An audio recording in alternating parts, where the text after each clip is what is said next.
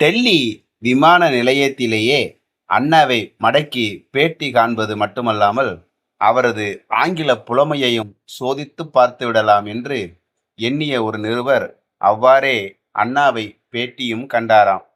விமானத்திலிருந்து இறங்கி வெளியே வந்து கொண்டிருந்த அண்ணாவை பார்த்து தன்னை அறிமுகப்படுத்தி கொண்டாராம்.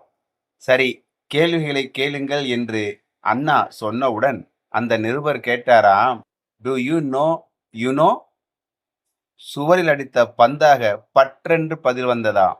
ஐ know you know, you know you know, I know you know you know, but I know you know better than you know you know.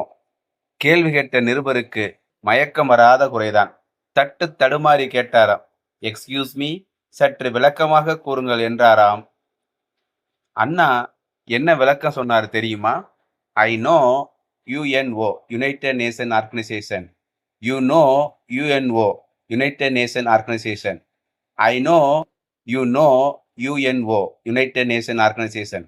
But I know UNO better than you know UNO என்றாராம்.